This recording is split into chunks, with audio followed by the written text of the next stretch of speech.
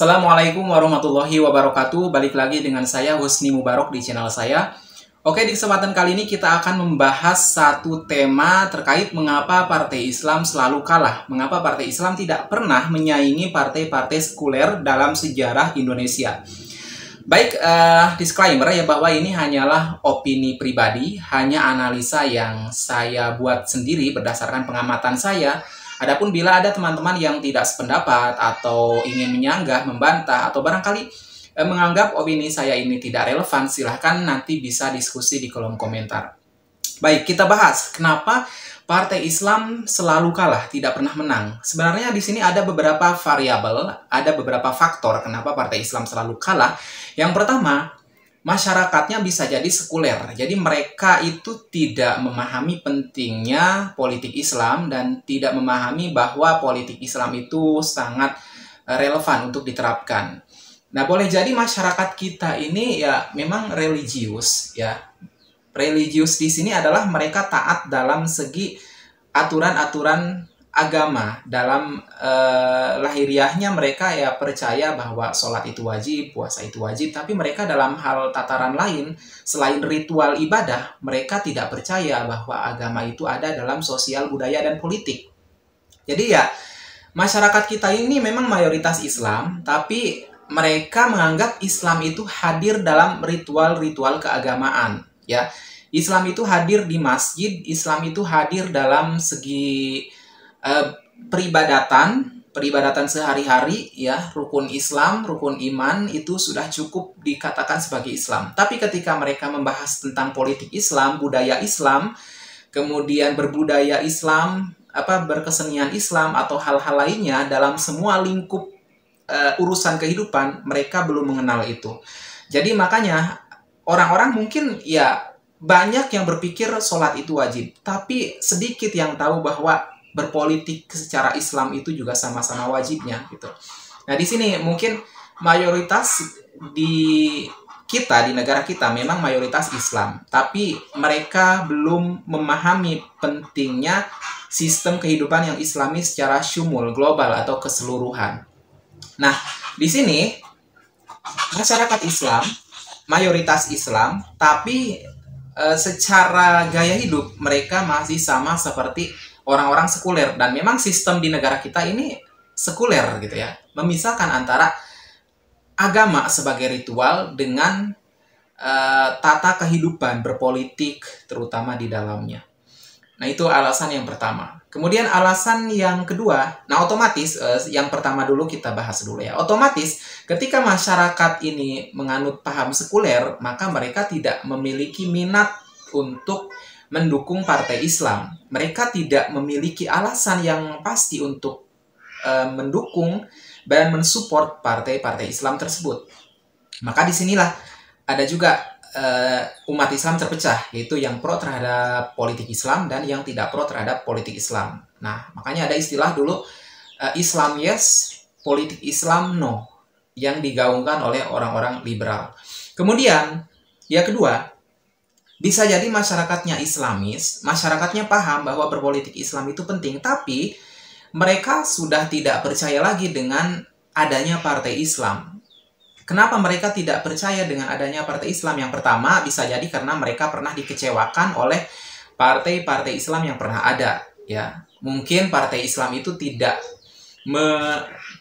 membawa visi dan misi yang baik terhadap Islam, atau mungkin mereka hanya namanya saja partai Islam tetapi visinya jauh dari kata ideologi Islam misalkan. Ada lagi mungkin orang yang dia tuh awalnya mensupport partai Islam, tapi ternyata partai Islam itu tersandung kasus, misalkan kasus suap, kasus skandal korupsi gitu, dan itu mempengaruhi minat pemilih.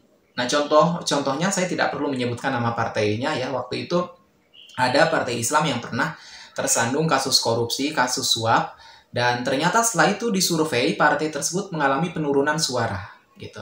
Nah, ini bisa jadi masyarakat yang paham terhadap pentingnya politik Islam, tapi mereka dikecewakan oleh partai Islam itu sendiri gitu. Kemudian selain merasa kecewa dengan partai Islam, ada juga orang-orang Islam, mereka tuh paham politik Islam itu penting, tapi mereka berpikir berpolitik Islam lewat sistem demokrasi itu tidak relevan dan tidak akan menghasilkan apa-apa. Nah, ini biasanya pemahaman yang dibawa oleh saudara kita dari Salafi, ya, kaum Salafi. Jadi mereka menganggap berdakwah lewat parlemen, berdakwah lewat sistem demokrasi yang dibuat oleh sistem kafir dan sistem barat itu tidak sesuai dengan kaidah-kaidah keislaman. Selain orang Salafi juga orang HTI Hizbut Tahrir juga memiliki pandangan serupa. Nah, makanya mereka menganggap berdakwah lewat parlemen itu sia-sia, tidak akan menghasilkan apa-apa. Ya. Dan tapi yang saya pikir meskipun mereka punya pandangan seperti ini, di lapangan ketika mereka diwajibkan untuk memilih di pemilu, ya, yang mereka mau nggak mau tetap tetap mereka secara sukarela memilih partai atau caleg atau presiden yang diusung oleh partai Islam. Kenapa? Karena mereka menerapkan kaidah yang disebutkan oleh Umar bin Khattab radhiyallahu anhu, bahwa Umar pernah mengatakan orang cerdas itu bukanlah orang yang bisa memilih antara yang baik dan yang buruk. Itu kata Umar. Tapi orang cerdas itu, kata Umar, adalah mereka yang bisa memilih mana yang buruk di antara yang paling buruk. Jadi ketika kita melihat dua keburukan, kita memilih yang keburukannya paling minimalis. Nah, ini juga saya lihat diterapkan oleh orang-orang Salafi dan juga orang-orang HTI, di mana ketika mereka terpaksa harus memilih dalam pemilu, ya mereka tetap milihnya partai Islam karena menganggap madorotnya lebih kecil dibandingkan partai-partai sekuler. Nah, ini yang saya lihat sih di lapangan seperti itu. Kalau menurut survei walau alam gitu, belum pernah. Kemudian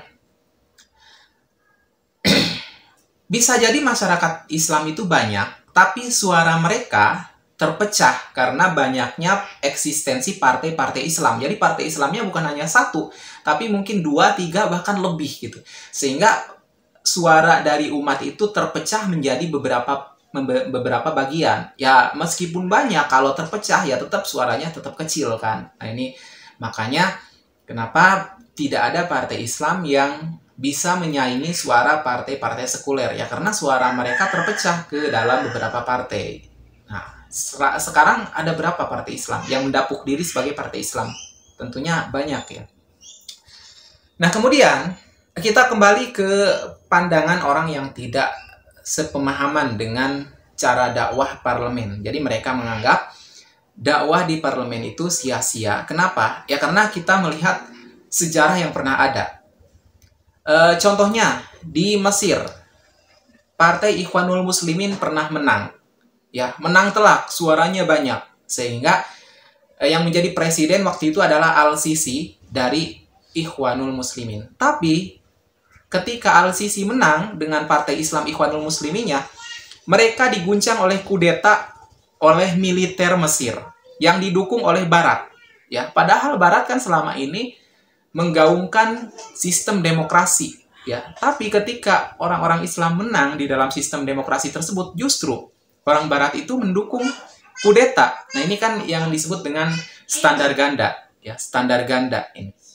Contoh lainnya, Hamas. Hamas di Gaza itu adalah partai Islam yang sama secara ideologi dengan Ikhwanul Muslimin, bahkan keluar dari rahim Ikhwanul Muslimin. Ya, Hamas itu adalah keturunan dari Ikhwanul Muslimin. Nah, ketika Hamas dipilih oleh mayoritas orang Gaza dan mereka terpilih secara demokratis, otomatis mereka berkuasa di Gaza. Tapi apa buktinya? Apakah Barat dan Amerika mendukung Hamas? Tentunya tidak. Ya, mereka tetap mengembargo, menekan Hamas meskipun Hamas itu dipilih secara demokratis. Nah, di sini standar ganda masyarakat Barat, orang Barat, pemerintah Barat. Mereka mendukung demokrasi. Ya, mereka mempromosikan demokrasi, tapi ketika umat Islam menang dalam sistem demokrasi, mereka justru menjatuhkan dan berusaha menghancurkan orang Islam yang menang dalam demokrasi tersebut. Nah, ini standar ganda atau kemunafikan orang-orang Barat. Jadi inilah alasannya kenapa ada orang Islam yang berpikir bahwa berdakwah lewat parlemen itu tidak perlu dan tidak penting. Ya, ini tentunya perspektif orang Islam berbeda-beda terkait hal ini. Nah, barangkali kamu punya perspektif lain atau kamu punya sanggahan terkait hal ini, silakan share di kolom komentar. Thanks for your nice attention. Terbuka untuk diskusi dan see you next time. Assalamualaikum warahmatullahi wabarakatuh.